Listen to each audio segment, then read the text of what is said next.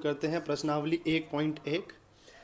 निम्नलिखित संख्याओं को अभाज्य गुणनखंड के रूप में व्यक्त करें। निम्नलिखित संख्याओं को अभाज्य गुणनखंड के रूप में व्यक्त करें।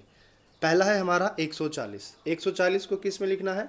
अभाज्य गुणनखंड के रूप में, यानी कि 140 के हमें फैक्टर बनाने हैं। ठीक है, तो देखो भाई, सबसे पहले क्या करेंगे, 140 को सबसे छोटी संख्या यानी कि 2 से भाग करेंगे। 2 से भाग किया, कितना आया? 70। फिर देखो, फिर 2 से भाग करेंगे, 2 से भाग करेंगे, कितना आएगा? 35। ठीक है, फिर देखो 2 से भाग नहीं होता, 3 से भी नहीं होता, अब 5 से करेंगे। 5 से करेंगे तो 7, और 7 से करेंगे तो 1। ठीक है, तो जो हमारे गुणनखंड बने वो गुणनखंड क्या क्या बने? 2 गुणा 2 गुणा 5 गुणा 7। ठीक है, और देखो 2 कितनी बार हो रहा है? 2 की पावर 2 लिख सकता हूँ इसको, गुणा में 5 गुणा में 7, और यही है हमारे 140 के अभाज्य गुणनखंड। ठीक है, दूसरा है हमारे पास 156। तो 156 को भी पहले सबसे छोटी संख्या से भाग करते हैं। 156 को पहले 2 से भाग करेंगे। 156 को 2 से करेंगे 7 8, फिर 2 से करेंगे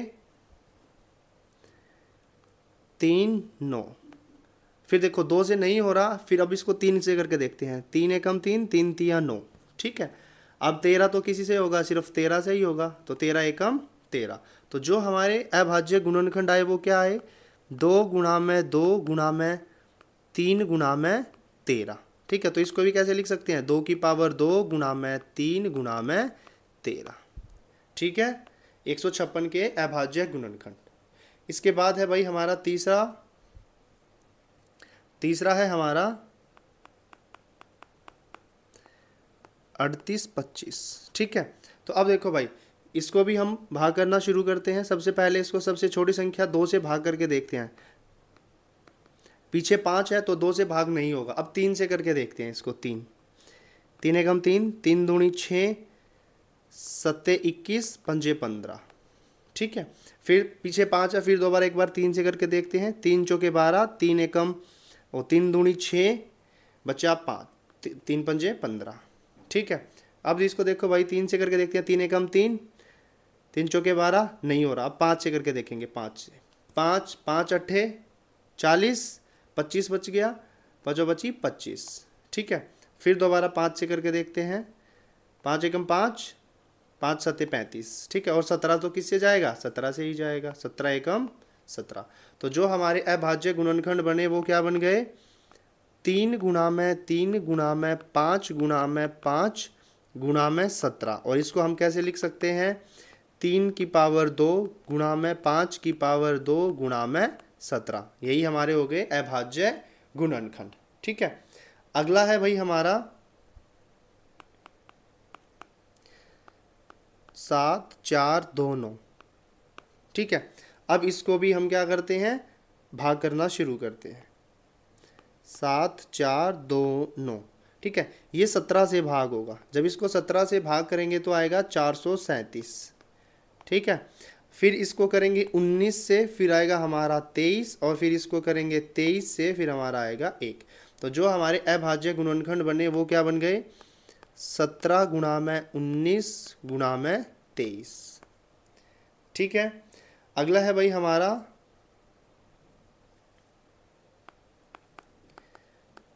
5005। ठीक है, अब देखते हैं भाई 5005। 2 से नहीं होगा, 3 से भी नहीं होगा, अब 5 से करके देखते हैं। 5 एकम 5, फिर 5 एकम 5। ठीक है, अब ये होगा 7 से। 7 एकम 7, 30, 7 चौक 28, और 7 तिया 21। ठीक है, अब 143 होता है 11 पे। 11 एकम 11, 11 तिया 33। ठीक है, अब 13 तो किससे होता है? 13 से होता है, तो 13 एकम 13। तो जो हमारे अभाज्य गुणनखंड बने वो क्या बन गए? 5 गुणा में 7 गुणा में 11 गुणा में 13। ठीक है, यही है हमारे अभाज्य। अंकगणित का मूलभूत सिद्धांत। देखो बच्चों, ये क्या कहता है? 1 से बड़ा प्रत्येक पूर्णांक अभाज्य संख्याओं के गुणनफल के रूप में दर्शाया जा सकता है। तो पहले इस लाइन को समझो। देखो भाई, मेरे पास मान लो 12 है, ठीक है, और मैं 12 के अभाज्य गुणनखंड निकालता हूँ, तो 12 के अभाज्य गुणनखंड क्या आएंगे, 2 गुणा 3, यही आएंगे।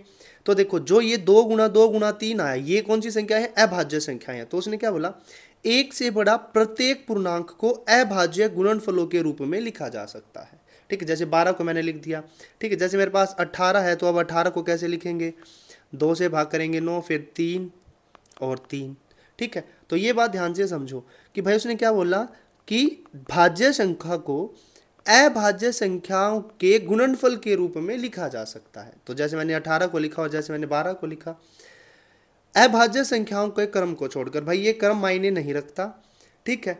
किसी भी संख्या की अभाज्य संख्याओं के गुणनखंड अद्वितीय होते हैं। अब इस लाइन को समझो, देखो जब मैंने 12 के गुणनखंड निकाले, ठीक है, तो ये आए हमारे 2 की पावर 2 गुणा 3, और जब मैंने 18 के निकाले तो वो आए 2 गुणा 3 की पावर 2। तो खुद ही सोच के देखो, जो 12 के गुणनफल है, गुणनखंड है, जब मैं उनकी गुणा करूंगा तो 12 ही मिलेगा, 18 तो हमें मिलेगा नहीं। और जो 18 के गुणनफल है, जब मैं उनकी गुणा करता हूं तो मेरे को क्या मिलेगा, 18 मिलेगा, 12 नहीं मिलेगा। तो उसने क्या बोला कि प्रत्येक जो संख्या है उसके जो अभाज्य संख्याओं के गुणनफल होंगे वो क्या होंगे, अद्वितीय होंगे, यानी किसी दूसरी संख्या के वो नहीं आएंगे,